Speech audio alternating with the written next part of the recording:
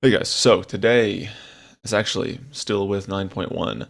You're you're going to be working with a lot of different pieces of algebra that we've already done in the past, or that we've done way in the past, like whenever you were in seventh grade maybe.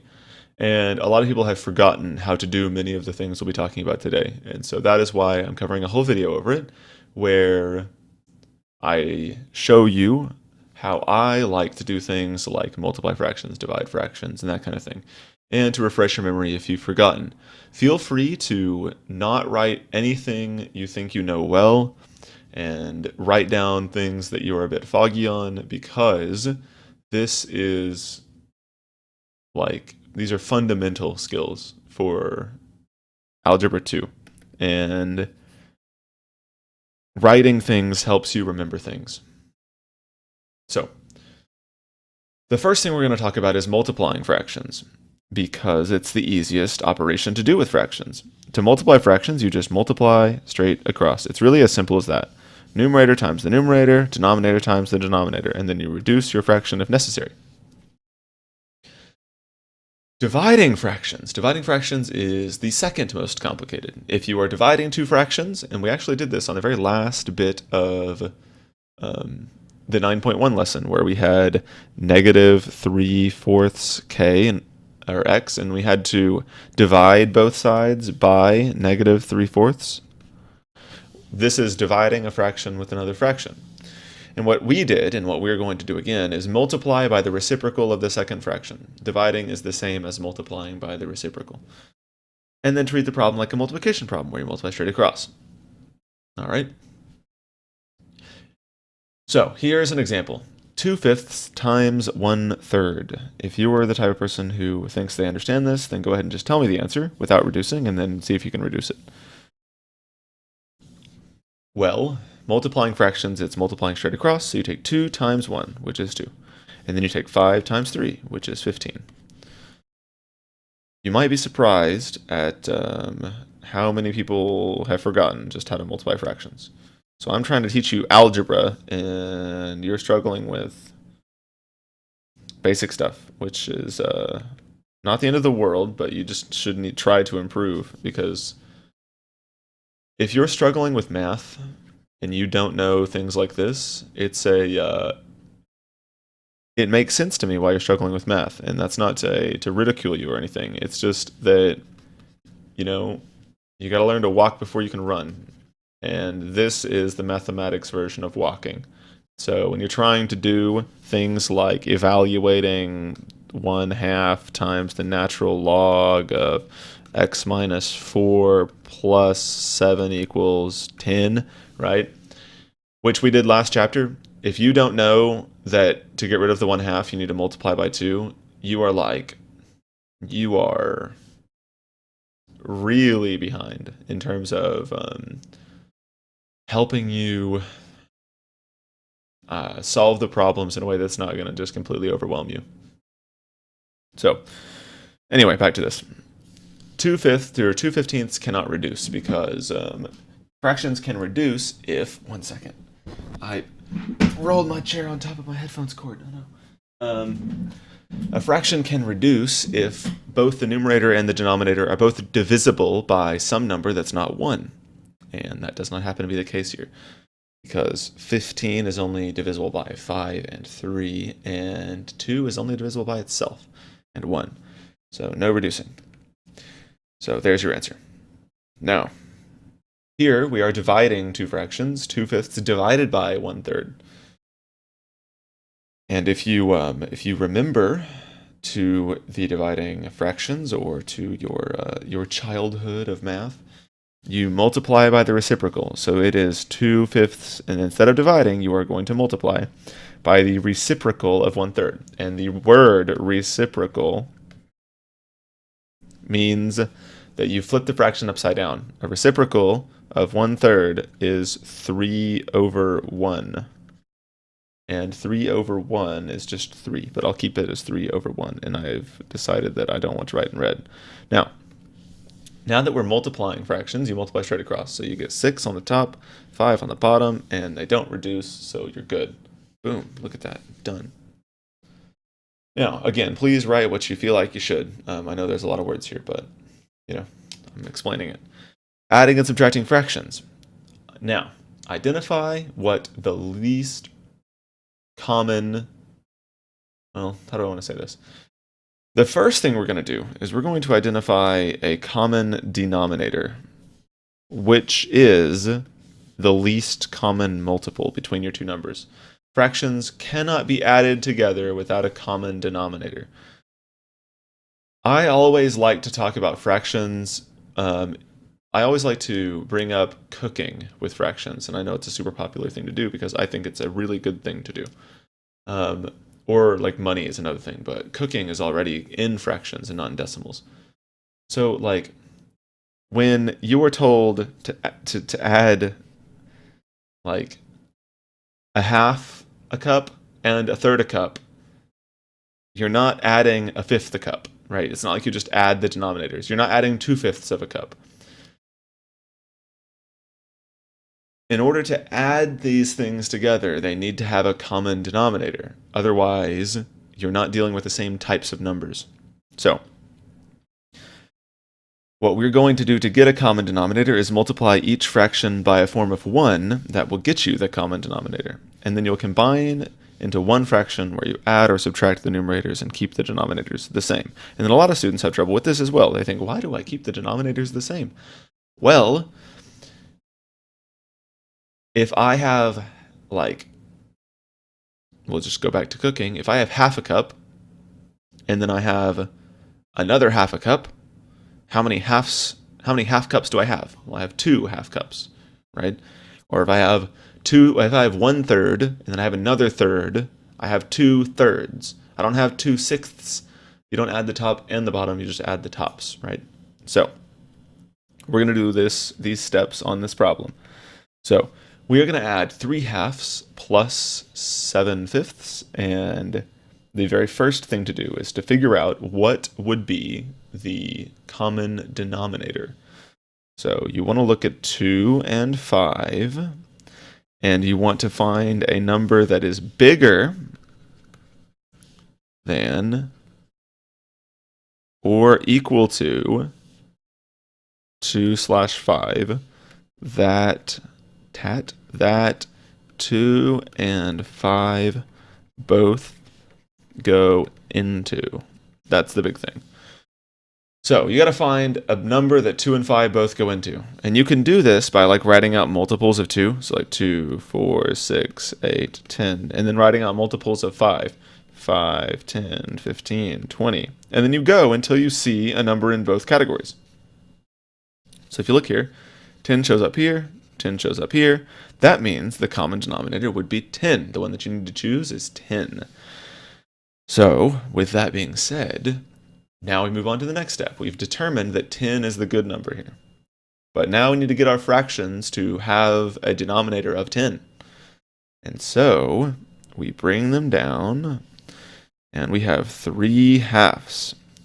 And to get it to have 10 in the denominator, you multiply by the number that is necessary to multiply with 2 to get 10. And the number you multiply with 2 to get 10 is 5.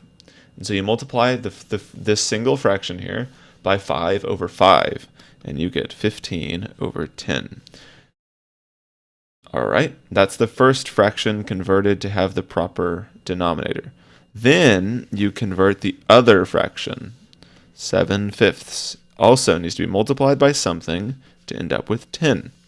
So 5 times what is 10? Well, you'd say 2. So you multiply by 2 over 2, and you get 14 over 10. And now these two numbers here, what has happened? What happened to my pen? Hey.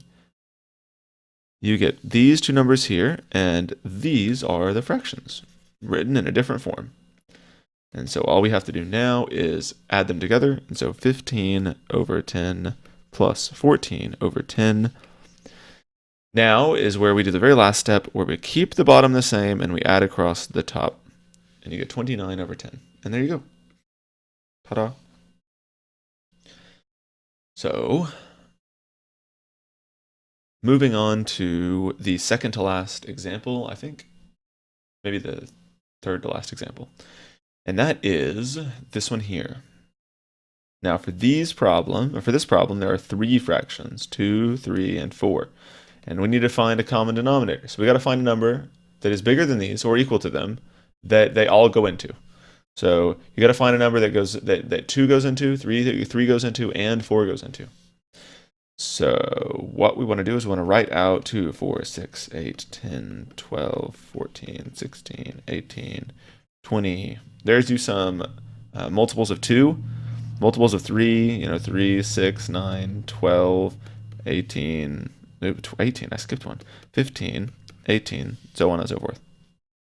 And then 4 before 8, like 12 and 16 and 20 and 24. And now you got to look for a number that is in each of these. So look at this. 12 shows up here, 12 shows up here, and 12 shows up here. Let's choose 12. So now we got to strive to get all of our numbers to have 12s in the denominators. So 1/2 to try to get 12 in the denominator.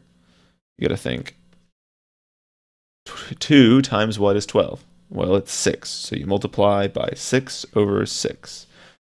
And you get 6 over 12. Very good. Now 4/3. 4/3 times what has a denominator of 12? Well, 3 times what is 12? And hopefully you said 4. So you multiply by 4 over 4, and you get 16 over 12. And finally, the 3/4. You got to figure out what you can multiply 4 by to get 12 in the denominator, and that is 3. And so you multiply by 3 over 3. And you get 9 over 12. And so this problem here, written out another way, using these fractions, would be 6/12 plus 16/12 plus, minus, so it's minus sign there, 9/12. And to add fractions or subtract fractions, you keep the denominator the same. So I know the denominator is going to be 12. And then you combine the top, 6 plus 16 minus 9. And then you do that. So you get 16 plus 6 is 22. 22 minus 9 is 13. Unless it's not. My mental math is, I might teach calculus and algebra 2 and college algebra, that kind of thing, but the more high math you learn, the worse you get with simple stuff like this. You gotta pull my fingers out and be like 6 plus 16, 17, 18, 19, 20, 21, 22, and then you're subtracting 9. You go down by 10 and then add 1. I'm pretty sure I'm right. Regardless, last thing we're doing here is basic quadratic factoring. Now, quadratic factoring. We actually did this year. This was in chapter 5. Can you believe that? Chapter 5. What you want to do is when you have a quadratic, and a quadratic is a polynomial that has the biggest power being 2, if there is a 1 in front of the x squared, or there's not a number in front of the x squared, then it factors like this. If a is 1, which it is, because a would be the number that goes here, a goes here, b goes here, and c goes here, then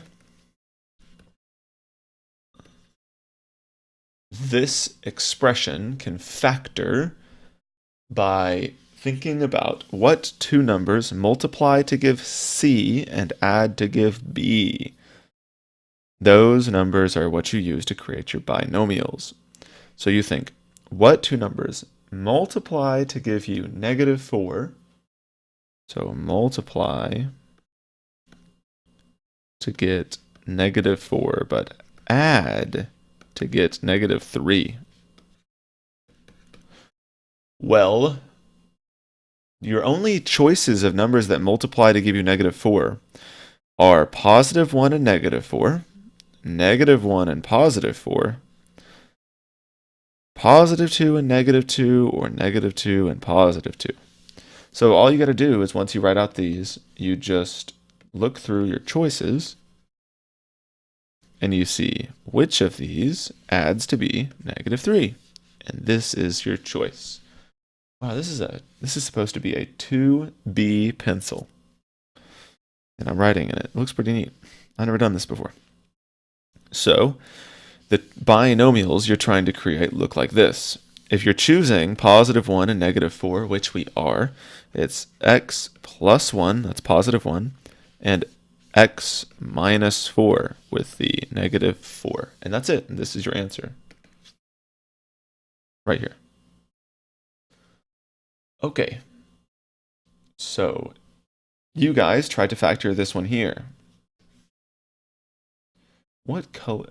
I guess ink is like some sort of gray. Not ink, but like lead. It's like a gray color. Interesting. Okay, you guys try to factor this. You're thinking about numbers that multiply to give 9 and add to give negative 10.